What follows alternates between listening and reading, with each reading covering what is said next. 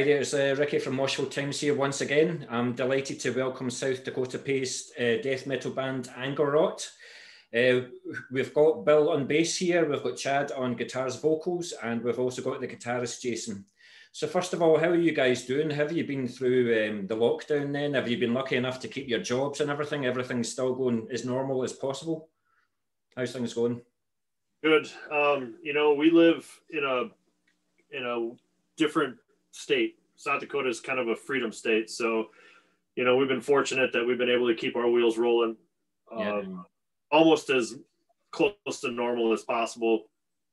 You know, we live in a pretty rural area. So, you know, I think our unemployment here, we're still at, you know, in the low 3%. So we've been in a really different kind of a world climate than a lot of people have been.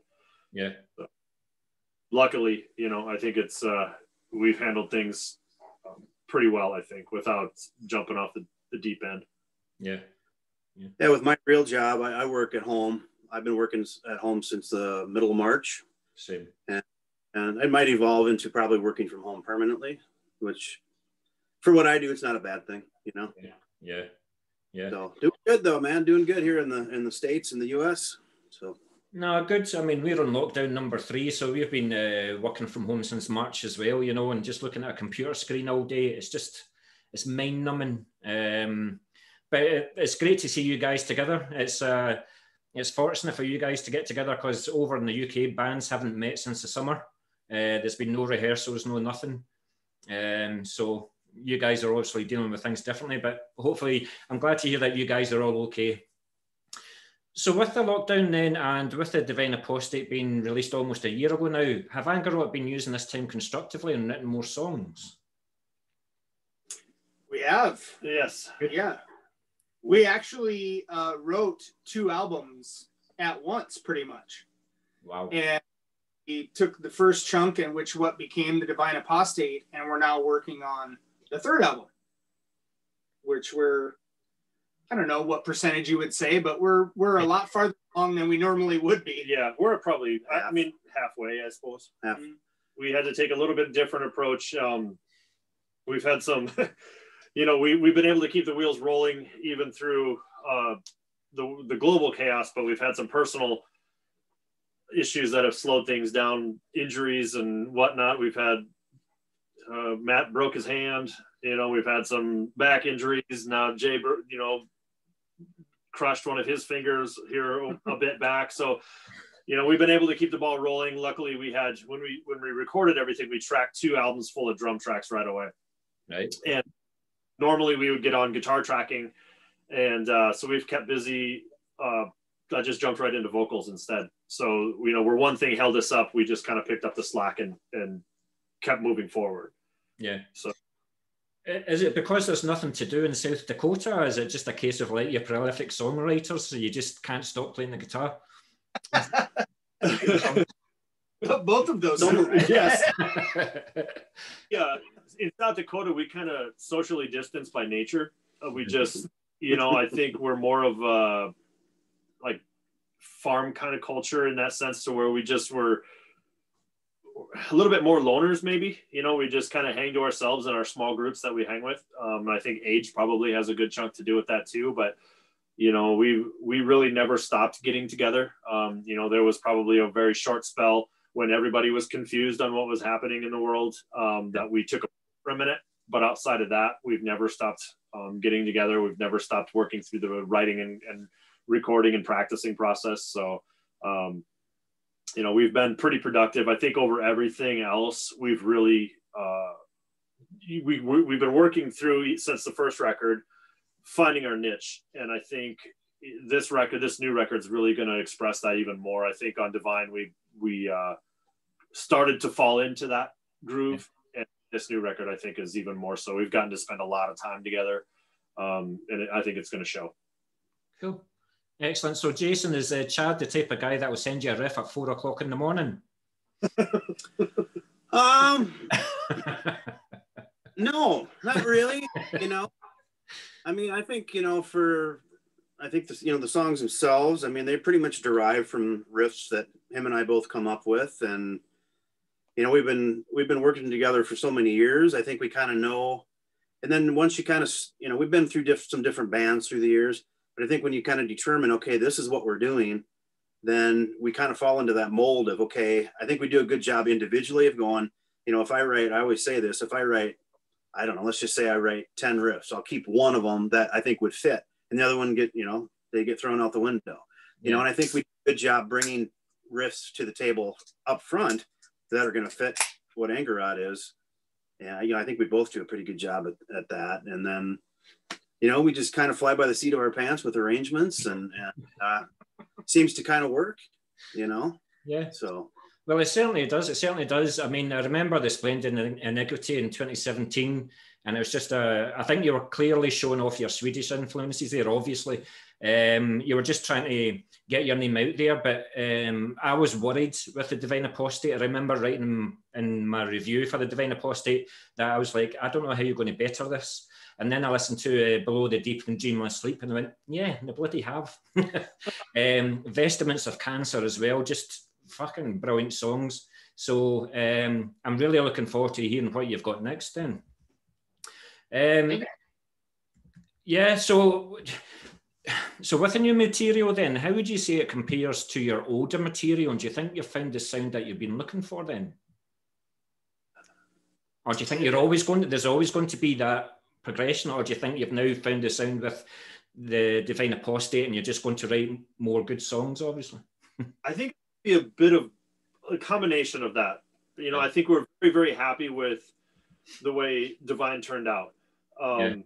And I think a lot of that too is finding a producer who really understands what we're trying to achieve. And I think Andreas he's almost like that fifth member. Right. Understands what we're trying to achieve, and it's a lot easier to then reach that goal.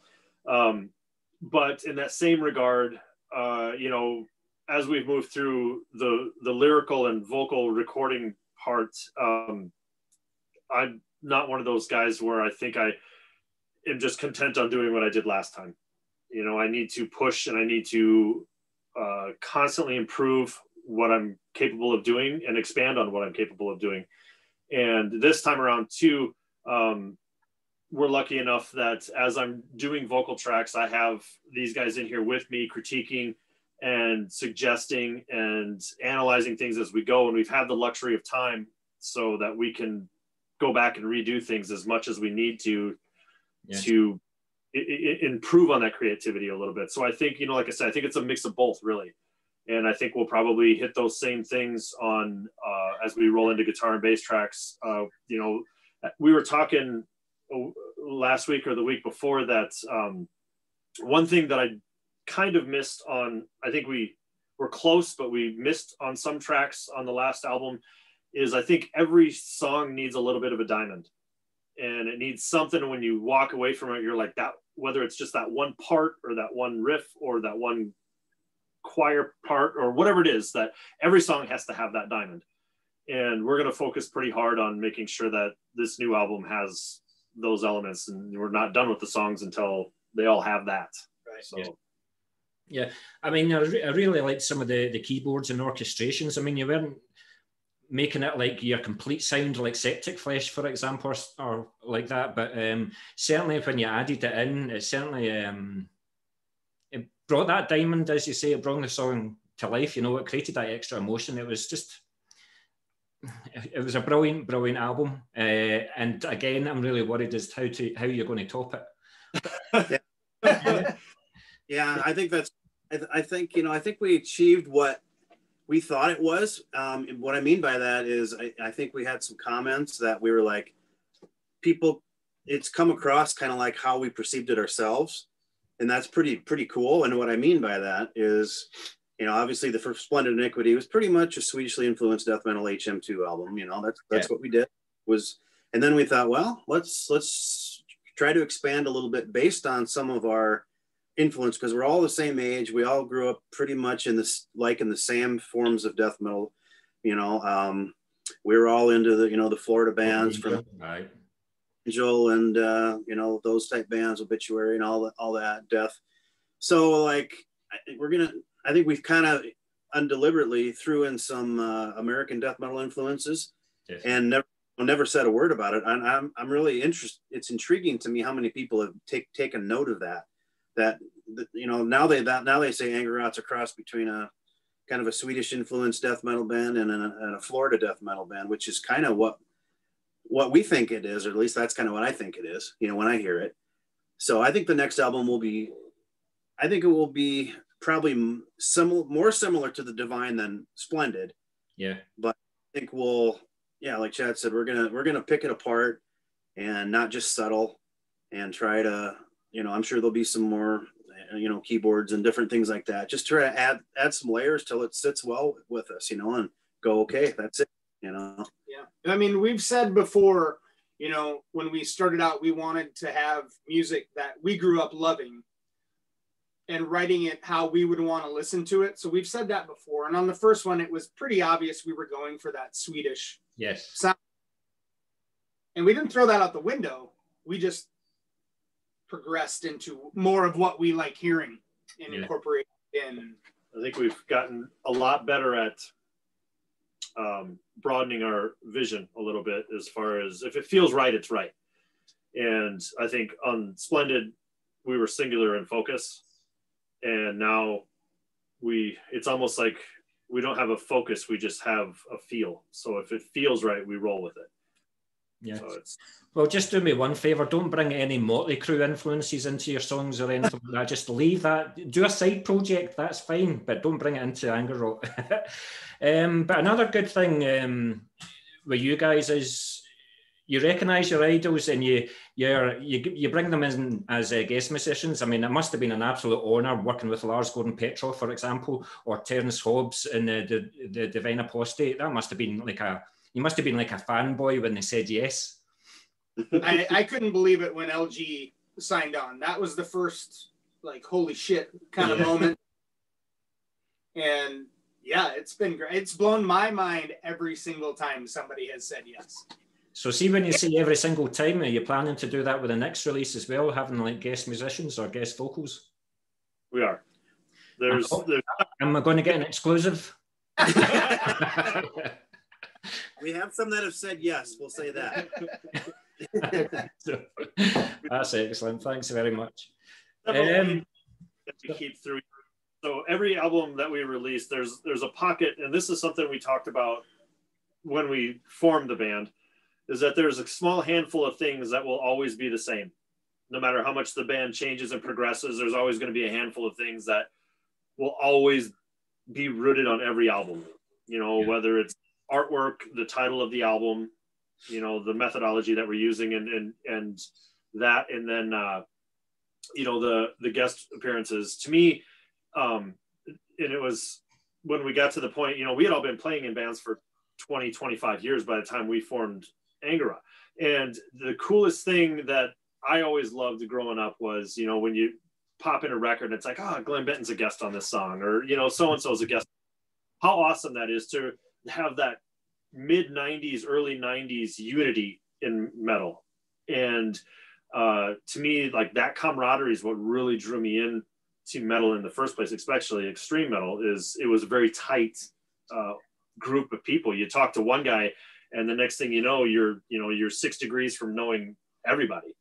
And it's just part of, I think, you know, on top of being selfish and doing it for our own personal reasons, it's something I think every fan can really appreciate. You know, everyone loves to hear, you know, oh, so-and-so snuck away and did something on this. And I don't know, but in the same regard for us, it's, you know, when I'm older and I can't do this anymore, it's the complicated things where it's like, well, at least I did that. I thought you were like 24 or 25. I just thought that was bum fluff in your chin there. Sorry. It's dirt. So with Chad being the vocalist of the band then, do you write all the lyrics or do all members contribute to lyrics? Do you welcome contributions?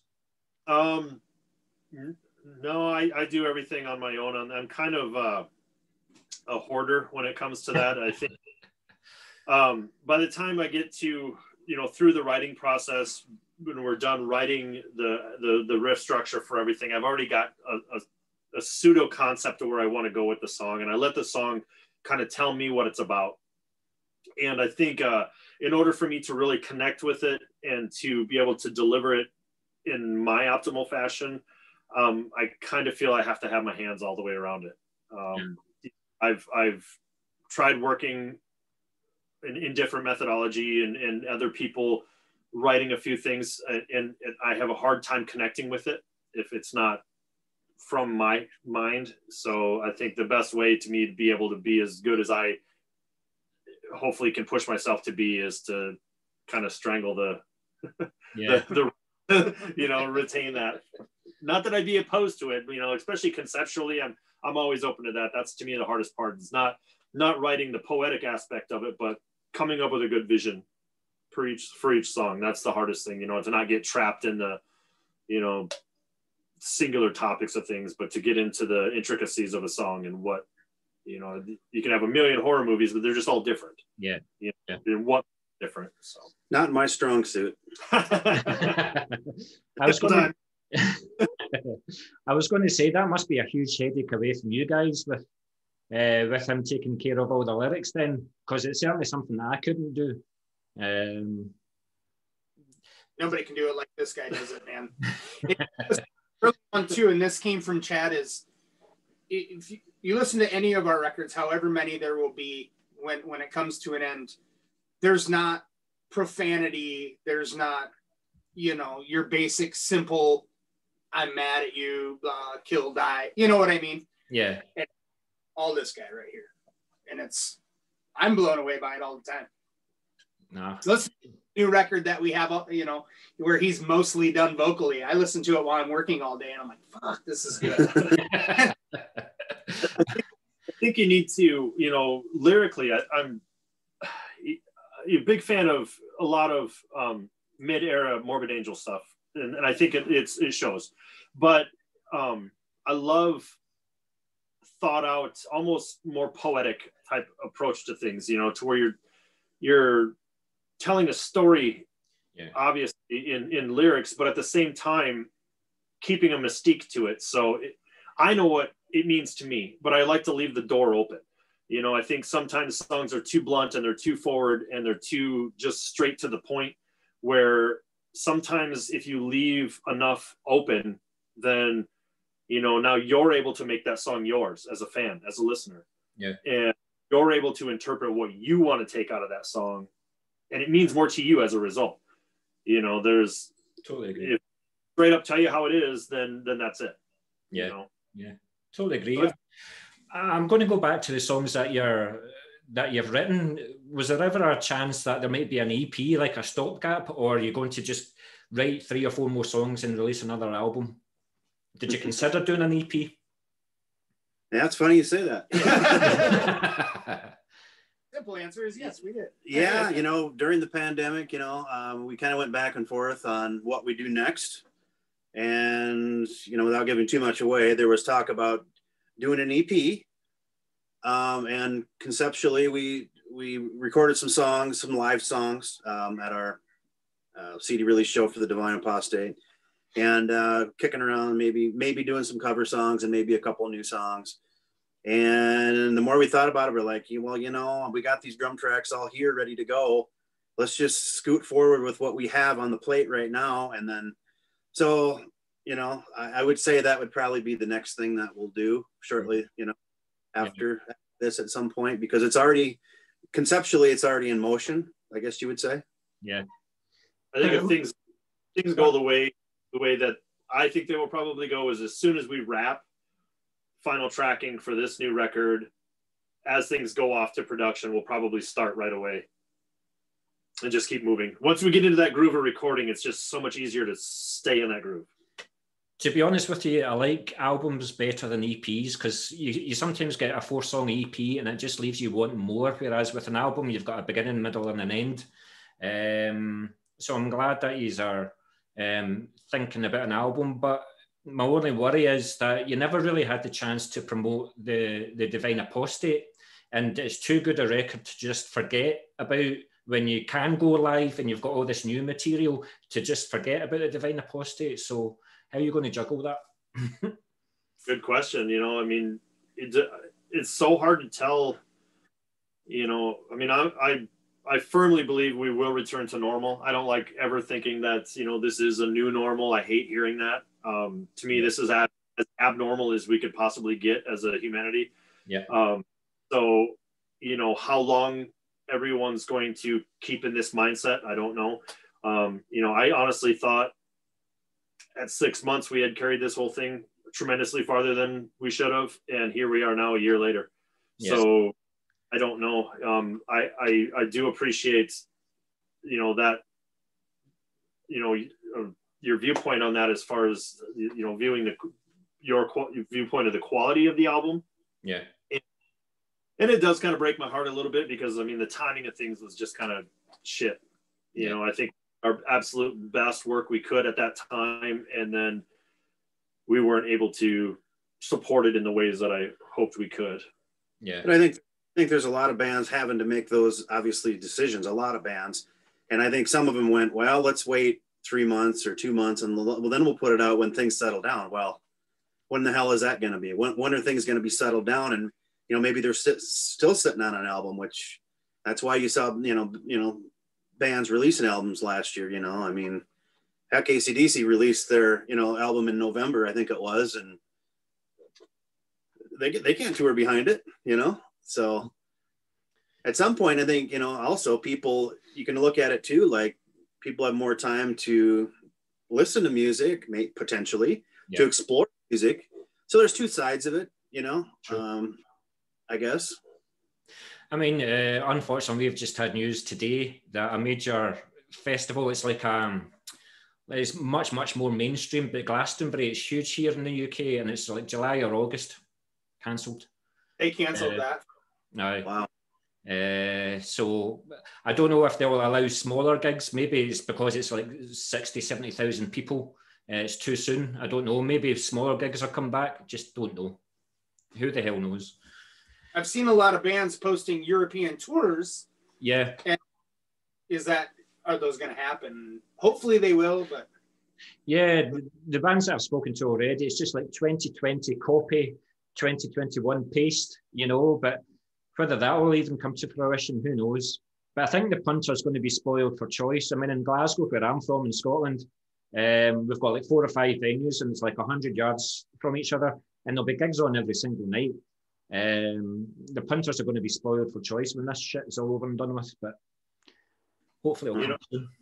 I've said for a while that and I know you guys have always managed your live atmosphere a lot better than we have here in America. But if anything positive comes out of this whole deal is a reinvigoration of the appreciation of live music in America.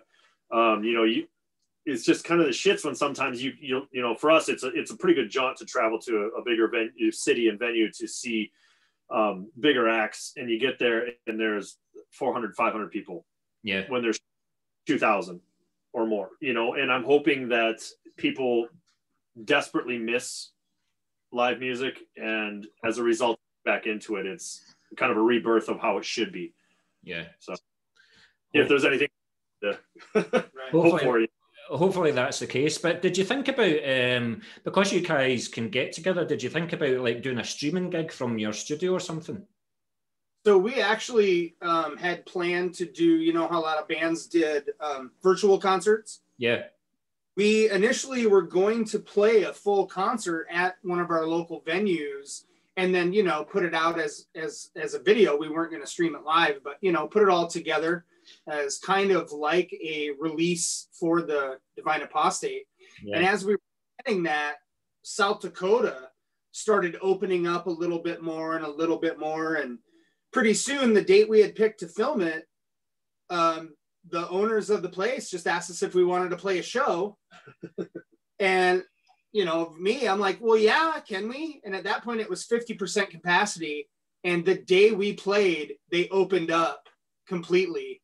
Wow. So we actually had to play one show for the album, which was cool. But our initial plan was to do that, basically. Yeah. Was to put our show online like a lot of bands have been doing. Yeah. I mean, you saw Behemoth's one probably. That was just outstanding. But even smaller bands like Ingested, you might have heard of them. They're like slam metal from Manchester here in England. They just hired out a venue and just done a complete gig and streamed it. It was brilliant, but it just it felt totally empty as well. But who knows? Who knows? Tough call. We talked about it pretty long and hard, and it's, I get it. And at the same time, I have this thing always in the back of my head about enabling. And I think if if everyone just caves and that's what they do, then what's the point? To me, it's like everyone needs to push in a proper direction, getting back to live shows, getting everyone comfortable with being around their peers, getting things back the way they should. Again, I mean, I'll keep saying until I'm blue in the face, this isn't normal. It isn't normal, and we shouldn't accept it as normal.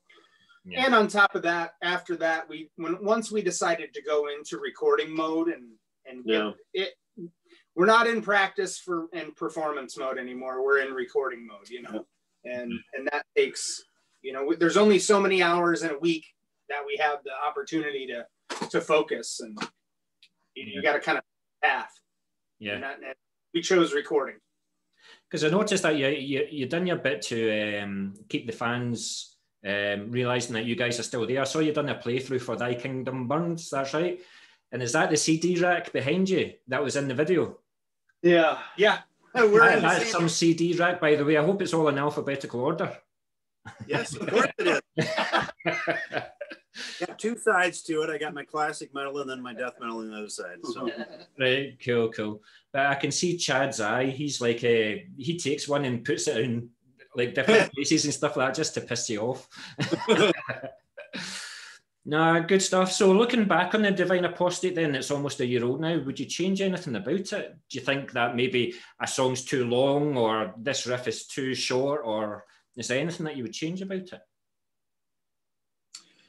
I would say no. The way I kind of look at things is I take those things that I feel are missing and try to apply them for future things.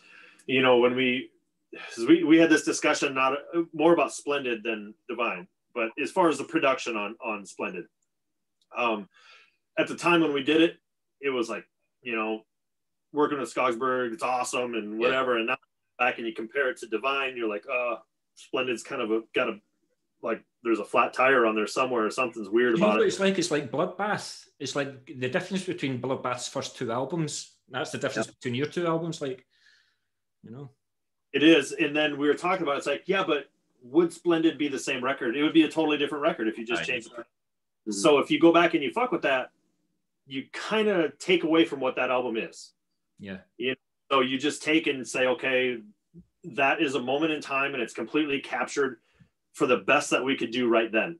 So you take everything that you analyze, because you listen to, by the time the record comes out, I probably, when it's released, I don't listen to it for another 3 months because I've listened to every song 8 million times leading that. But through those, analyzing the whole record, you just take, I do personally, is next time I know I'm going to do this. I know I'm going to work for these things, and to be able to put out a better record each and every time, and if you don't critique that, I don't think you're doing your due diligence as a musician, Sure. But no, I wouldn't change a thing, because how I choose to operate is when something goes down and you give it the stamp that this is done, there's no reason I don't think I should ever doubt anything, because I put, whether it's a guitar solo or just, the way I'm playing my guitar rhythms, if I can't,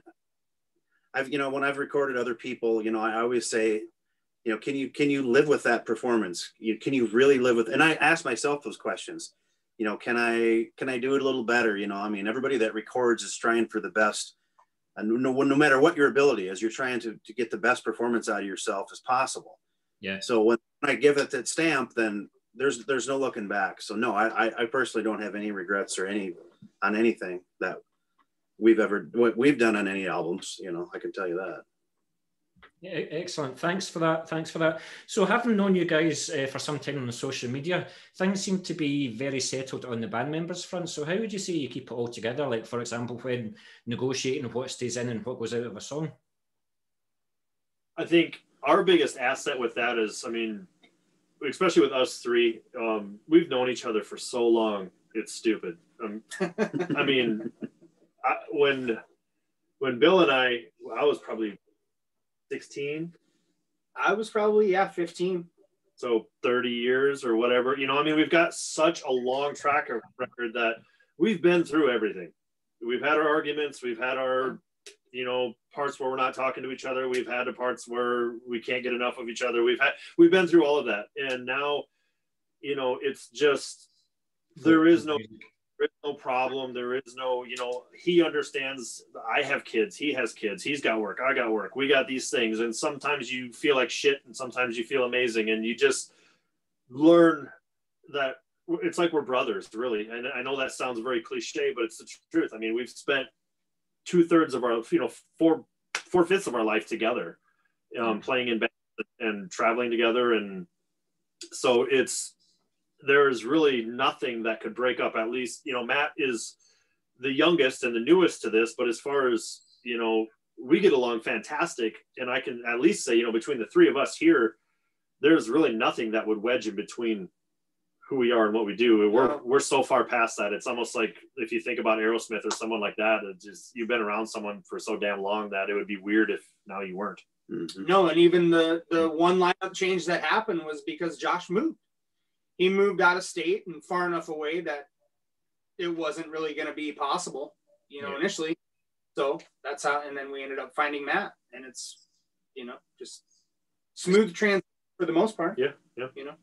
Well, I'm certainly glad to hear that you're very much a solid unit and you're just focused on the music. But to be honest, I was quite disappointed with your answer because I was expecting fisticuffs in the studio and blood on the walls and all the rest of it, you know. But I certainly wouldn't take Bill on anyway. But no. Yeah. You just missed it. Right, thanks a lot for that, guys. So is there anything about the way that you recorded the Divine Apsotate that you did differently with the Splendid Iniquity that you'll take going forward to your next release? I think the only thing we did the same in recording is where we recorded the drums. Well, not as far as recording, I guess. I don't know. I guess it seems like everything changed really, but I honestly think so much of that is it changed here as opposed to anything else. I think we just were way more comfortable and more patient, you know? So our gear is the same. It's not like I don't know. I'm more of a gear dummy than anybody else. I just like, I play my pedals and then it goes into my head and I play my guitar, you know, but we used a different head though on the Divine. Oh, I guess we did, didn't we? Yeah. We used a different setup guitar wise, a different guitar head on the Divine. And I mean, we've already kind of dialed in our sound for the next album. We actually haven't hit record to start guitars yet, and mainly because of I had a pinky injury where I almost severed the end of my pinky off, but that was about 3 months ago. So I'm just getting back to where I can play. I have to play with a rubber tip for now, but I can record and play rhythm.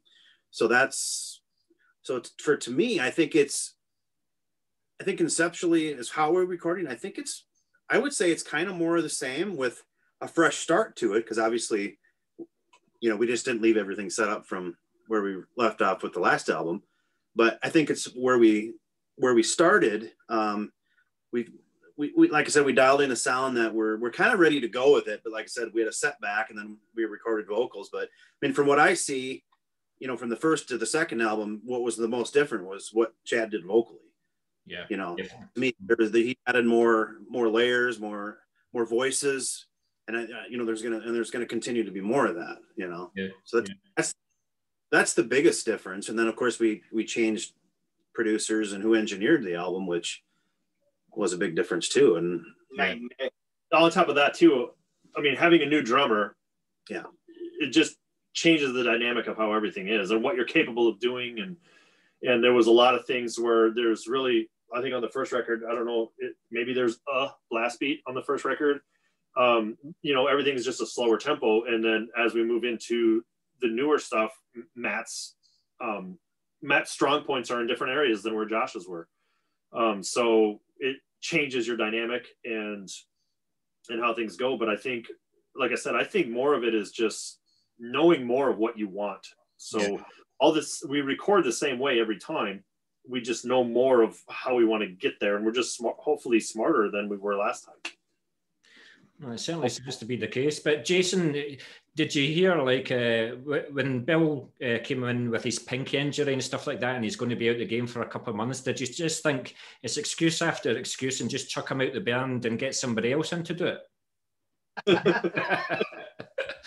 Well, first Jay hurts his back, and he's hung up from that because he's getting old.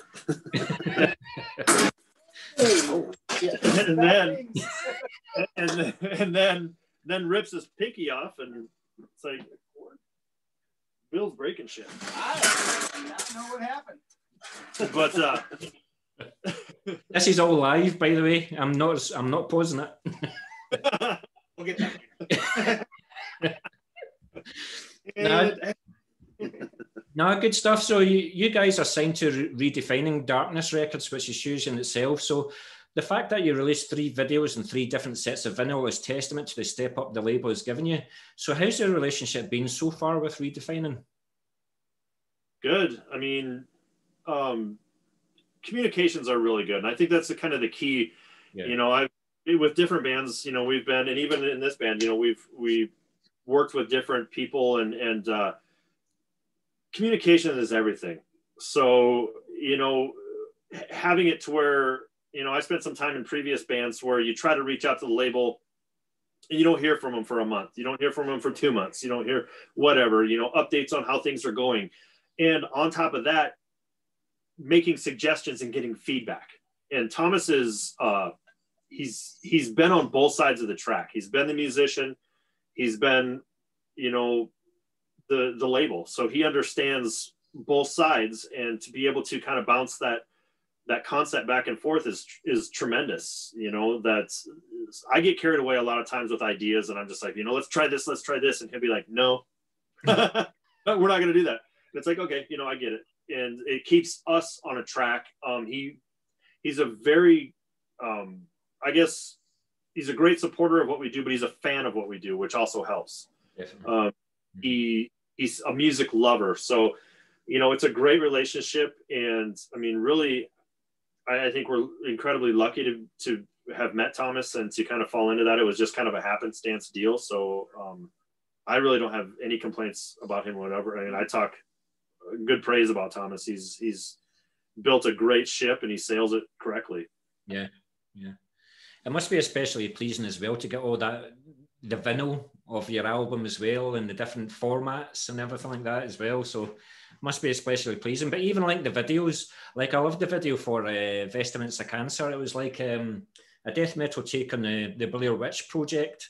You know, it was really cool, really cool. But am I right in saying that it started off in the daylight, but it finished at night? So it must have been a hell of a long day. It was. Yeah, we had some blown breakers and things like that. And so, but that was a cool video. So I've only got a couple of questions left for you then. So before the internet, magazines and fanzines were the places to find out about new bands and trends, but now publications have been replaced with thousands of websites catering for all genres. So do you think that some of the passion has been lost, or do you think that the internet has been a good thing for music and a good thing for Angerot? It's a good thing as far, you know, we met you through the internet. There you go. We're seeing a lot more reviews and being able to get our music out there easier. Physical copy sales would be a lot cooler than downloads and listens, but you know, that's just it is. Yeah, I think you definitely get a fair share of the bad with getting some good out of it. You know, I miss those days, but I think it's because I grew up in those days. Yeah. You know, I think a lot of people, you know, I think you're probably right on that same platform where, you know, those days were, I feel blessed that I got to be involved and actually experience death metal before the internet, before, you know, when it took something, you had to be something. You had to be something unique. You had to be all in. And I'm really glad I was there when that happened. You know, there is a lot of perks with the way the internet is now. You know, I mean, you can have an album recorded and you can have it out in broad daylight 30 seconds later, you know, and that's kind of cool. But at the same time, is it? Yeah. I think it's good that there's a million bands out there, and it's bad that there's a million bands out there, because it depends on the kind of a person you are. You know, if you are a casual fan, you know, let's just say it could be sensory overload and you just kind of go, it's too much. Or if you're a diehard, you go down the rabbit hole of YouTube and you explore and you discover, and then when you discover, you buy stuff. You know, that's, I think there's, you know, more people in metal probably than other genres. Maybe you don't do that. I personally do that, you know. So I'm not saying everybody's like me, but I'm just saying I think there's two sides to it, you know, for sure. So if I hear something, I just go, whoa, I like that. You know, I'm gonna try to support that band or buy a CD or something or do something. You know, that's just me. But I think it's good and bad. Yeah, and no, I definitely agree with all you are saying. It's definitely a double-edged sword. I mean, I speak to guys that have been there from the early 90s and stuff, and there was nothing better than sending £2 away, and then a few days later you get a cassette, and you would listen to it, and you would think, oh, I don't know if I really like that, but because you invested in it, you'll give it a chance and listen to it again, and you'll make your mind up then. Now you can go onto a streaming website, 10 seconds, oh no, that's shit, dismiss it. And like you say, there's a million other bands doing the same thing, so you just move on to the next band. It's too easy to dismiss a band nowadays, but... You're so exactly right. I remember I got the Mantis demos, you know, way back. Gosh, I can't even... 88, something along there, 87, and it was one of those things. When I first listened to it, I was like, oh, it's so hard to listen to, because, you know, like the drum rolls, you know, you listen to something, it's like, whoa, and it's just all toms, and then you just repeatedly go back and listen to it again, and the next thing you know, it's like, this is actually very, very good, and it's very unique, and it's very, but nowadays you would have listened to it 2 seconds, and like you said, you'd be like, ah, shit, going on the next thing. Yeah. To where don't analyze music. I just think people don't get the opportunity to analyze music. They're on a 6-second attention span, and they're moving on, you know. But that's it. It's a very, very, very competitive market for sure. There are a shitload of incredible bands out there, so it's far more competitive now. Definitely is. But how much are you wanting for that Mantis demo? I have it over here on my wall. So. I will. I'm coming to get it. This is normally the time then. I should probably start another 40-minute session, because you'll probably talk about this for another 40 minutes. But what's the make and model of the instruments that you play with then? So we'll start off with yourself, Bill, then, about the bass. Me? What I'm playing on stage or recording? Just for the recording of the Divine Apsotate, or what you're using for the next album. Chad actually used to own Blackheart guitars, and I have a first generation 4-string Blackheart bass that I love, and that's what I've recorded both albums with. We'll see. I might change for this album, just depending. On stage, I play a BC Rich and J Deluxe Warlock 5-string. Which I love, although I'm still looking for the 4-string, which is impossible. To ask that, what does the 5-string give you in Angerot that a 4-string wouldn't? One more string. One more string. I knew that was a silly question.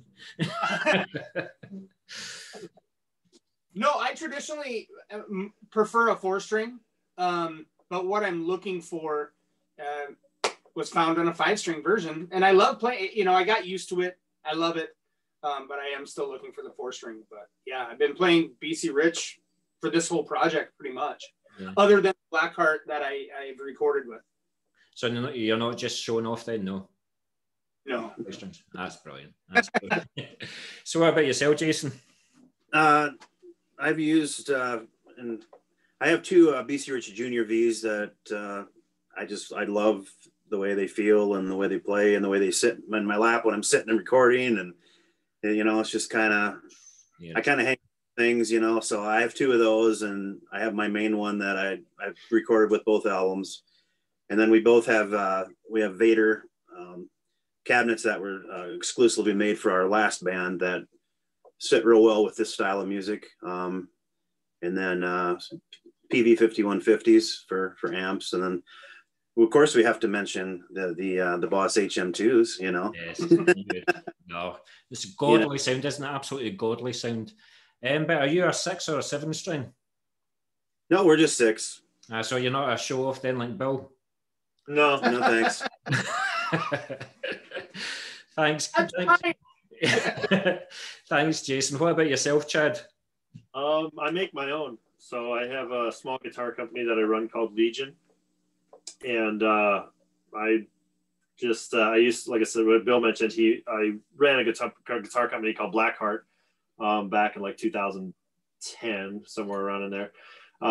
But started making my own again here about a year and a half ago. So I use those. I got a Nihilist, which is kind of a throwback to 90s Star Series guitars. I've been an Ironbird fan, like a Jackson Kelly Star type of fan. I like pointy guitars. And then I've got a V that I use as well. But I'm kind of real particular in the shape and balance and componentry that I like and stuff. And it has nothing to do with me being a shredder or anything like that, because I'm the farthest thing away from that. But it's a big thing for me, a comfort and pocket. I think certain guitars are built to do certain things, and I build guitars to play death metal, you know, and still waiting for a 4-string Legion as well, by the way. But I'm pretty dialed in on what I'm doing, and I'm really happy with how they turn out. And I just, you know, I played BC Rich, you know, on the last 2 records, and you know, I've played BC Rich since probably 1989, you know, and then other than that, you know, BC Rich, it's either a BC Rich or my stuff. Excellent. And then gear cabinet's the same as Jay, head's the same as Jay. The weird thing is, like, you can have 10 5150 heads and you're going to have 10 different sounds. That head is all over the map. It never sounds the same. You know, I've owned a handful of them and they're all different. So, you know, Jason's head sounds way different than my head. And, you know, we kind of, as we're going through, you know, live, it's great because they blend together. In the studio, we'll go back and forth on which one we're going to use. And but it's the same with HM2s. I don't know how many we have. 8 of them, 9 of something. But we go through and when we're going like this time, it's like unplug this one, go into the next one. When we're in the studio, and you land on this one that just has the perfect balance. And I think the one that we have now, I think, piece of duct tape on it. Yeah. Is it a Taiwanese or Japan one? That's a Japan one. Yeah, I think it's a Japan one that we used this time. But I think on the last album we used a Taiwan one, because they're either made in Taiwan or Japan, those. So cool. But also, Chad, like with you being the vocalist, then have you went through like a few different microphones? Have you now settled on a microphone that suits your vocal style? I guess for our personal stuff, I really like the 58. Or is it, they're 58, right? 58 the betas. They're just really crisp, and I'm very big on articulation. You know, a lot of guys, when they get into lows, it gets real monotonous and garbled, and you can't. I'm kind of from the Frank Mullins school of thought. Like, I want you to understand what I'm saying as much as possible, and I want to deliver it with a big punch in your face, but I want you to be able to understand at least a portion of what I'm saying, you know? So to me, that beta is really good on articulation. It helps clarify a lot more of the high-end enunciations and what I'm trying to accomplish, especially for live. You know, Sennheiser, there's a Sennheiser that I like too, but generally for all of our stuff that we do, you know, in rehearsals and stuff too, it's a beta. So how do you train your throat if you're going to be playing a gig for an hour? How do you prepare for that? Like if you're going to do a 4 or 5 date or something like that, your throat must be killing you. Even in the studio, when you're recording the song, you're doing it line after line. Are you the master of one take, or do you have to do like a couple of takes before you're satisfied? I say, well, the way I've been doing things lately is I'll kind of power through and I'll blast through, you know, a few verses at a time and then analyze how those are. But lately it's been ended up, I'll go back through where I'm breaking things down word by word on how I'm enunciating, how I'm delivering everything, you know, so it's a bit of both, but I think more not out of an inability to deliver multiple verses or an entire song, but more out of critiquing value on that to be able to experiment a lot more. But you know, as far as longevity on things, I think it's a lot of learning control and patience. You know, when you feel like delivery comes from your diaphragm, not from your throat. And I think a lot of guys are pushing so hard from their throat that you can't last. And it's weird. It's like a thing, you know, I sang for years in another band but everything was on more like a Jeff Walker type delivery, a higher register where everything is throat controlled. And when we got into with Angerot had to be more of a guttural power delivery, and I had never done it before. So on Splendid, I was flying by the seat of my pants. I had no idea what I was doing. I really had no clue how to sing low vocals at all. And now I've learned and gained more upper strength, and that's where it all comes from. Is I don't push my vocal cords very hard at all. It's coming from other muscle structures in my body, and so I feel like some recording sessions will go for 4 or 5 hours, you know, and it's pretty consistent. And usually I feel fine. Sometimes when I get frustrated or hung up on certain shit, I'll push things way too hard, you know, and lose track of my patience. But I remember talking to Dan Sueno, and he's saying he can hardly growl anymore because anytime he now growls, he gets sore heads. But you've mastered a technique for you. It works for you, so keep on doing it. Keep on doing it. Well, listen, guys, it's been an absolute pleasure talking to you. If we're going to find out about Angerot, then where will we find you on social media?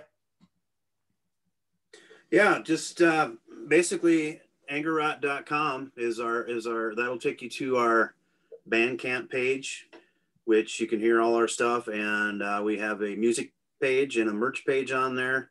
And obviously we got 2 albums out, as you've said, and then we've got, I think it's pushing like 25 other merchandise items, from t-shirts to banners to candles to hats. Cups, isn't it? Cups, and is it coffee as well?